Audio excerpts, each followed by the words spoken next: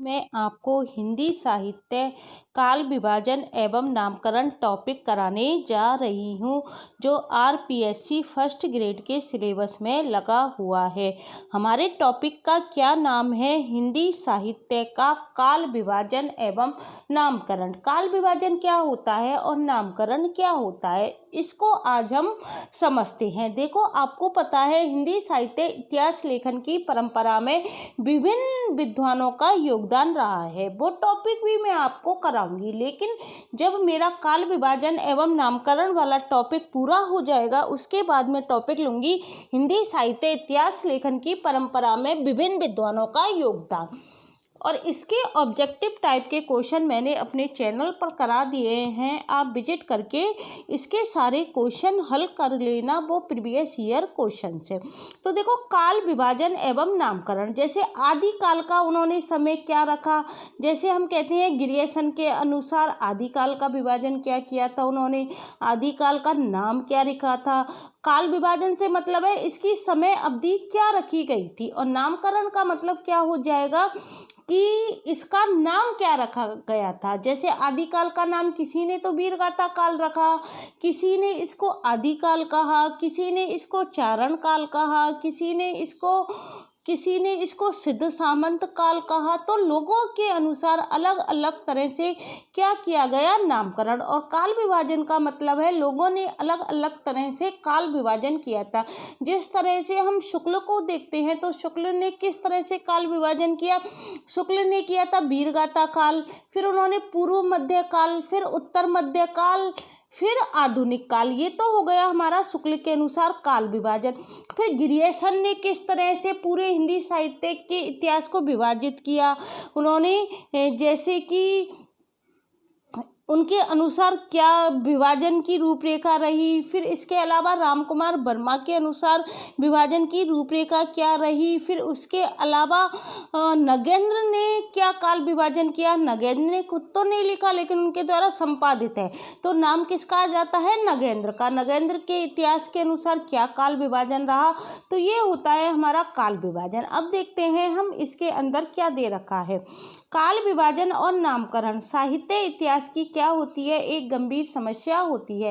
काल विभाजन और नामकरण क्या है, साहित्य इतिहास की एक गंभीर समस्या है। डॉक्टर नगेंद्र ने इस समस्या के समाधान के निम्न आधार बताए हैं। जब हम डॉक्टर नगेंद्र का हिंदी साहित्य का इतिहास देखते हैं, तो उनकी किताब में हमको क्या दिखाई देता है कि उन्होंने काल विभाजन की समस्या के क्या समाधान बताए हैं। तो उन्होंने देखो क्या बताया है। डॉक्टर नगेंद्र कहते हैं कि ऐतिहासिक कालक्रम के अनुसार हम क्या कर सकते हैं, काल विभाजन कर सकते हैं। जैसे ऐतिहासिक क्या हो जाएगा, जैसे आदिकाल हो जाएगा, मध्यकाल हो जाएगा, संक्रांति काल हो जाएगा, आधुनिक काल हो जाएगा। ये किसके आधार पर है, ऐतिहासिक कालक्रम के अनुसार। और फिर डॉक्टर नगेंद्र क्या कहते हैं कि हम जो काल विभाजन करते हैं वो शासन और उसके शासन काल के अनुसार भी कर सकते हैं।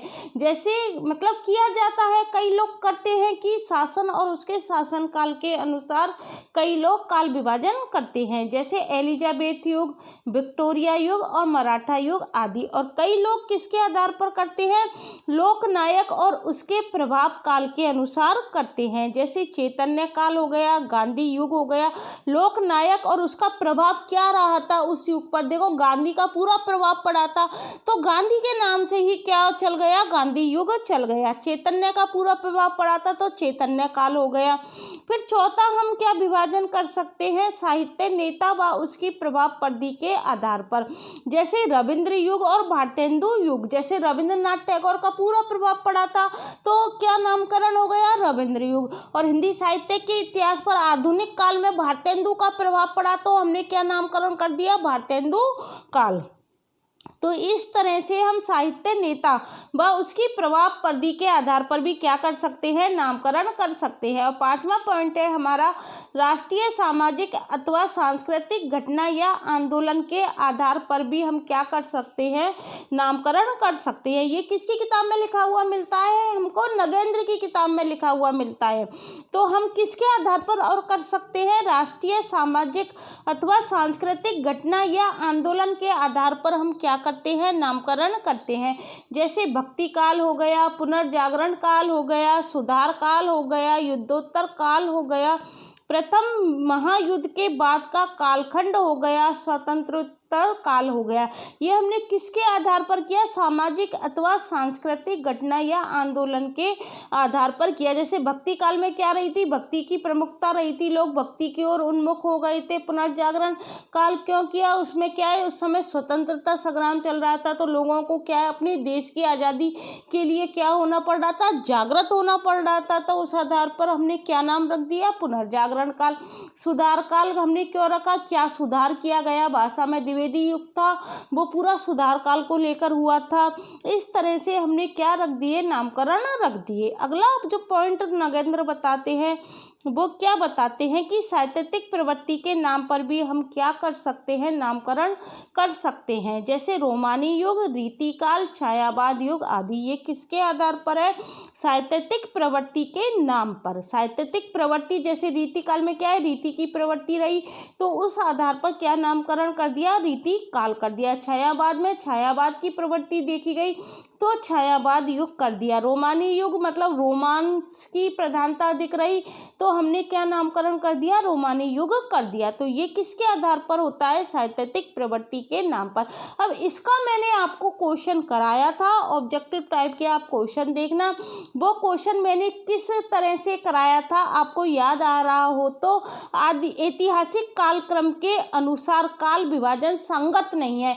इस तरह से एक क्वेश्चन प्रीवियस ईयर पेपर में आ चुका है। उसमें देखो आदि काल दे रखा था, आधुनिक काल दे रखा था, संक्रांति काल दे रखा था और एक ऑप्शन में दे रखा था रीति काल। तो इसका क्या आंसर आ गया था, रीति काल।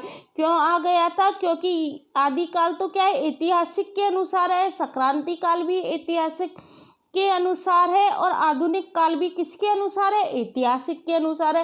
लेकिन जो रीति काल है उसकी प्रवृत्ति क्या रही, साहित्यिक प्रवृत्ति रही, इसलिए ये क्या है, ऐतिहासिक कालक्रम के अनुसार संगत नहीं है। इसी तरह से देखो दूसरा ऑब्जेक्टिव टाइप का क्वेश्चन किस तरह से बनेगा, इसमें से लोकनायक और उसके प्रभाव काल के अनुसार नामकरण संगत नहीं है। चैतन्य युग पहला ऑप्शन आ जाएगा हमारा, चैतन्य युग। दूसरा ऑप्शन आ जाएगा गांधी युग। तीसरा ऑप्शन आ जाएगा उपरोक्त दोनों और चौथा ऑप्शन आ जाएगा आदिकाल। तो उसमें अलग क्या हो जाएगा, आदिकाल। इस तरह के क्वेश्चन किस में बनेंगे, हमारे पेपर में बनेंगे। जो भी आरपीएससी फर्स्ट ग्रेड के पेपर देने जाएंगे उनके लिए इस तरह के क्वेश्चन पेपर में बनाए जा सकते हैं। अब देखो काल विभाजन की बढ़ती नामकरण, देखो काल विभाजन की बढ़ती नामकरण का कुछ ना कुछ आधार होता है। मतलब हम जो काल विभाजन करते हैं उसका क्या होता है, कुछ ना कुछ आधार होता है। नामकरण कैसा होना चाहिए कि उस नामकरण देखो कैसा होना चाहिए कि उस पदार्थ की प्रवृत्ति और गुण का ज्ञान हो सके। हमको नामकरण किस प्रकार से करना चाहिए कि उसकी प्रवृत्ति और गुण का ज्ञान हो सके। साहित्य का जो नामकरण है वो कैसा होना चाहिए, साहित्य की समग्र चेतना को निरूपित करने वाला होना चाहिए, तभी काल और नाम की क्या हो सकती है, सार्थकता सिद्ध हो सकती है। अब देखो हम देखते हैं कि किस तरह से लोगों ने नामकरण किया है। हमको केवल वो ही देखना है जो पेपर में पूछे जाते हैं। नामकरण तो बहुत लोगों के द्वारा किया गया, लेकिन हमको क्या है, इम्पोर्टेंट फैक्ट ही देखने हैं। सबसे पहले इतिहास ग्रंथ किसने लिखा था, घासादा तासी ने लिखा था। हिंदी साहित्य का ये क्या है, प्रथम इतिहास ग्रंथ है। इस ग्रंथ में जो विभाजन का आधार बनाया था वो किसको बनाया था, वो रचनाओं की विधाओं को बनाया गया था। हिंदी साहित्य का प्रथम इतिहास मैंने आपको बताया था, क्वेश्चन आंसर ऑब्जेक्टिव टाइप के कराए थे कि घासादा तासी ने लिखा था। ये फ्रेंच विद्वान थे और इनके ग्रंथ का नाम पूछा जाता है इतवार दाला लिटरेचर एंड, ये हिंदुस्तानी। और इसने जो नामकरण का आधार बनाया था वो किसको बनाया था, रचनाओं की विधाओं को बनाया था। अब हम देखते हैं FEK ने क्या लिखा था, ए हिस्ट्री ऑफ हिंदी लिटरेचर। इन्होंने जो अपने नामकरण का आधार बनाया था वो देखो क्या बनाया था, वर्गीकरण एवं नामकरण का आधार इन्होंने क्या नहीं किया है, स्पष्ट नहीं किया है। FEK ने जो पुस्तक लिखी थी ए हिस्ट्री ऑफ हिंदी लिटरेचर, उसमें इन्होंने वर्गीकरण एवं नामकरण का आधार स्पष्ट नहीं किया है। फिर हम देखते हैं जॉर्ज ग्रियर्सन की।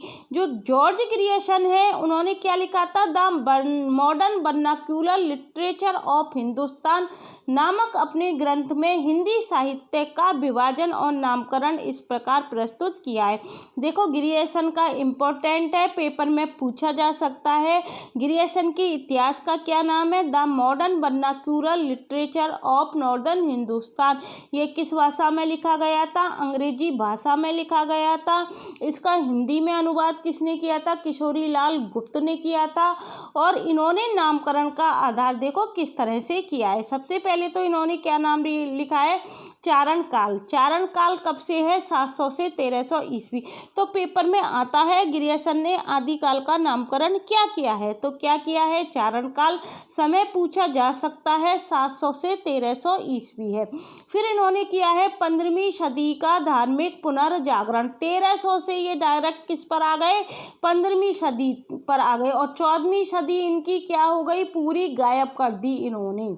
क्या कर दी, 14वीं सदी को पूरा गायब कर दिया। ये डायरेक्ट किस पे आ गए, 15वीं सदी पर आ गए। चारण काल का समय कब से कब तक रखा, 700 से 1300 ईस्वी। फिर 15वीं सदी का धार्मिक पुनर्जागरण। फिर उसके बाद जायसी और उनकी कविता। फिर कृष्ण का संप्रदाय आ गया, ब्रज का कृष्ण संप्रदाय। फिर मुगल दरबार, तुलसीदास, रीतिकाल, तुलसीदास के अन्य परवर्ती कवि, 18वीं शताब्दी। फिर कंपनी के शासन में हिंदुस्तान, महारानी विक्टोरिया के शासन में हिंदुस्तान। और फिर विविध अज्ञात कवि। इस तरह से ग्रियर्सन का हमको क्या मिलता है, काल विभाजन मिलता है। अब देखो पेपर में पूछा जा सकता है कि ग्रियर्सन के काल विभाजन में दोष क्या है। तो अब हमको इसके दोष बताने हैं कि ग्रियर्सन के काल विभाजन में दोष क्या रहे थे। इन्होंने क्या माना है, हिंदी साहित्य का आविर्भाव कब से माना था, 700 ईस्वी से मानकर। प्रथम खंड में इन्होंने किसको स्थान दे दिया, अपभ्रंश साहित्य को ही स्थान दे दिया, क्योंकि इन्होंने 700 ईस्वी से माना है।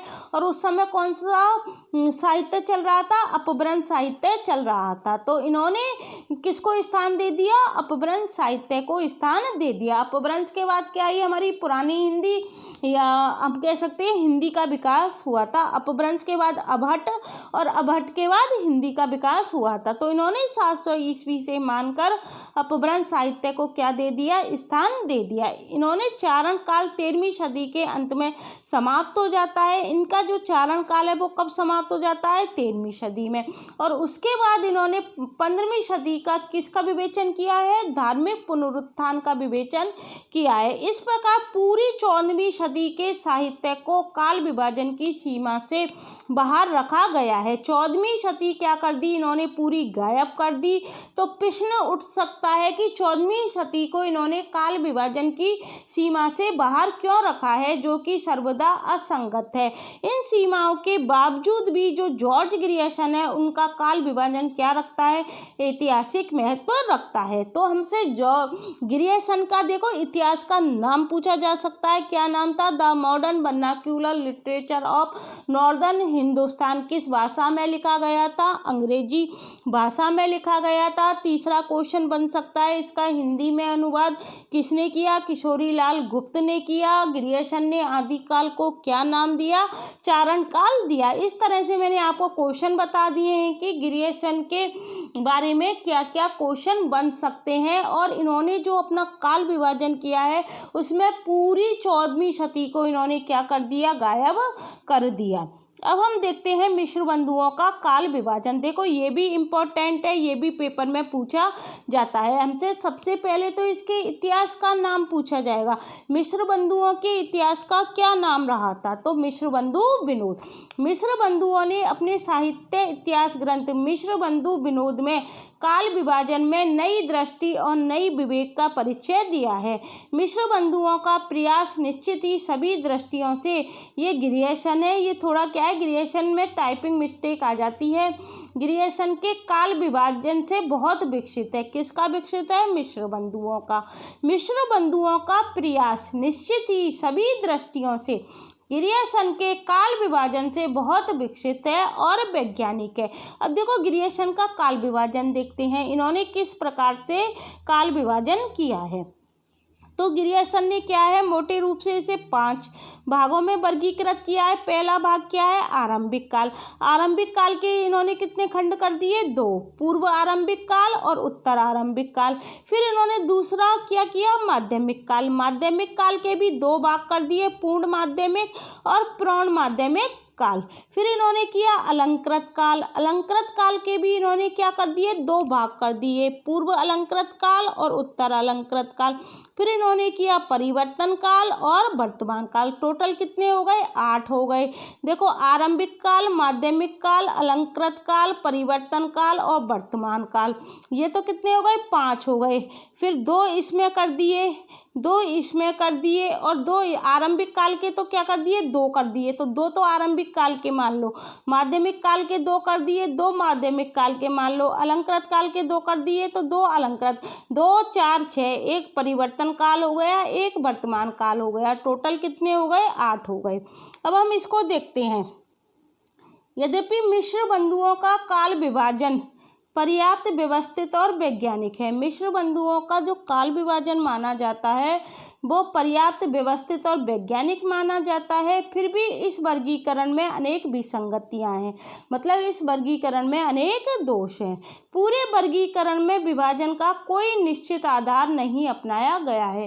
पूरे वर्गीकरण में विभाजन का कोई निश्चित आधार इन्होंने नहीं अपनाया है।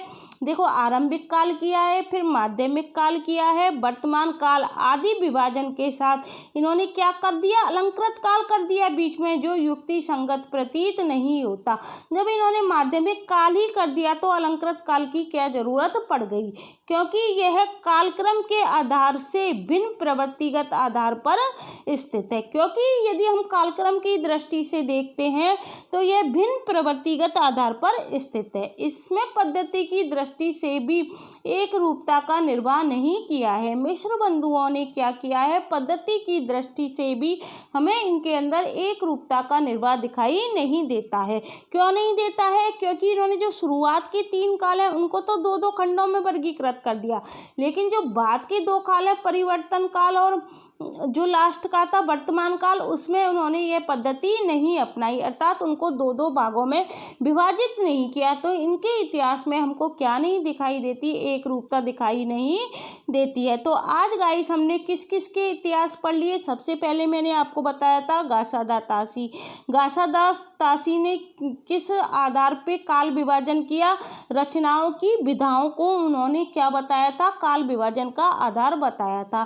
फिर हमने FEK का पढ़ा था, इन्होंने ए हिस्ट्री ऑफ हिंदी लिटरेचर लिखा था।